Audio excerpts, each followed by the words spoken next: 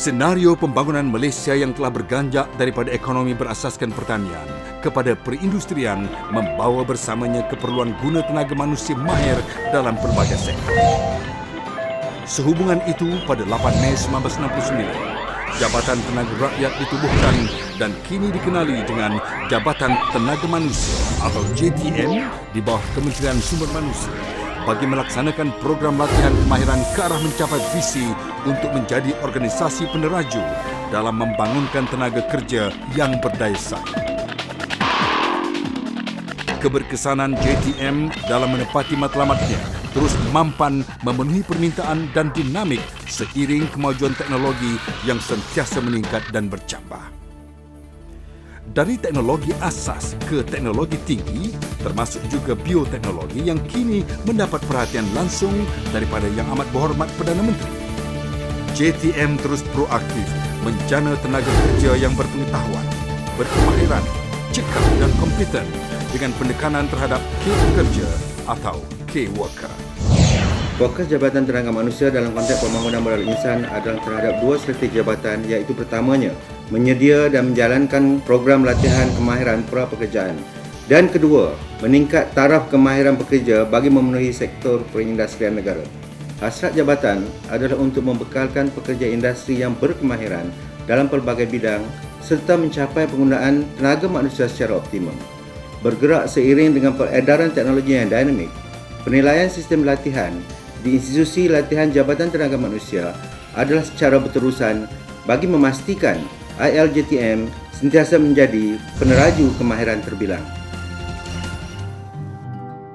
JTM menawarkan kursus-kursus kemahiran teknikal untuk semua kaum di negara ini bermula dari peringkat sijil sehingga diploma lanjutan. Para lepasan sekolah dan pekerja industri boleh mengikuti kursus kemahiran teknikal di peringkat sijil untuk tahap 1, 2 dan 3 di Institut Latihan Perindustrian ILP yang terdapat di semua negeri. Seterusnya, mereka berpeluang untuk melanjutkan pelajaran ke peringkat diploma dan diploma lanjutan untuk tahap 4 dan 5 di Pusat Latihan Teknologi Tinggi atau EdTech dan Institut Teknikal Jepun Malaysia JMTI. Bagi menyokong perkembangan industri negara, JTM juga menganjurkan pelbagai kursus jangka pendek untuk meningkatkan kemahiran kepada pekerja mereka. Ia dijalankan selama 2 hari hingga ke 3 minggu di semua institusi latihan JTM. Selain daripada itu, modul khusus atau customized modul mengikut permintaan pihak majikan juga disediakan. Misi JTM adalah untuk melahirkan dan memenuhi aspirasi negara, iaitu menjana tenaga kerja yang berdaya saing. Antara bidang-bidang utama yang ditawarkan oleh ILJTM adalah mekanikal dan pengeluaran, elektrikal dan elektronik, sivil dan bangunan, percetakan,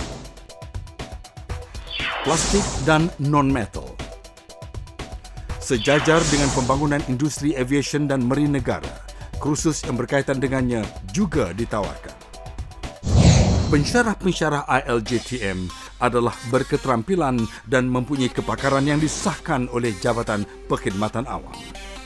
Program yang ditawarkan di ILJTM adalah program kemahiran teknikal yang menjurus kepada penggunaan teknologi termaju, sejajar dengan perkembangan teknologi semasa di sektor industri negara. Program ini adalah menepati standard negara dan sijil kemahiran Malaysia.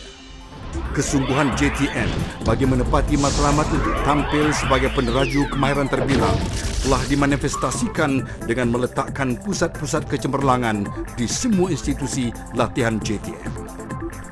JMTI, Teknologi Kejuruteraan Pembuatan, EdTech Shah Alam, Teknologi Elektrik Kuasa, EdTech Kulim, Teknologi Telekomunikasi, EdTech Batu Pahat, Teknologi Kimpalan, EdTech Melaka, Teknologi Komputer Sistem, ILP Kuala Lumpur, Teknologi Automotif, ILP Citra, Teknologi Plastik, ILP Ipoh, Teknologi Foundry, ILP Pasir Gudang, Teknologi Pembuat Acuan dan Alat Pemotong, ILP Kuala Terengganu, teknologi binaan.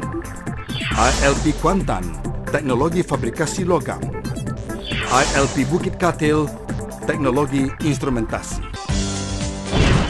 ILJTM juga menyediakan pelbagai kemudahan kepada para pelajar seperti asrama, pusat sumber,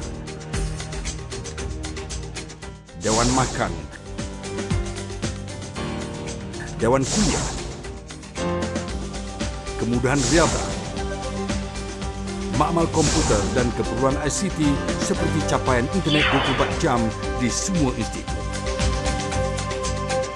Untuk memenuhi misi dan visi Kementerian Sumber Manusia, institusi latihan Jabatan Tenaga Manusia yang akan mengeluarkan tenaga kerja yang bertaraf dunia, dan bagi meningkatkan keperluan tersebut, institusi latihan Jabatan Tenaga Manusia memperkenalkan kaedah pembelajaran baru atau New Modes of Learning yang merangkumi kurikulum elektronik atau e-learning dan sistem pengurusan latihan atau TMS yang diasaskan kepada penggunaan web untuk dimanfaatkan oleh semua pensyarah dan pelajar.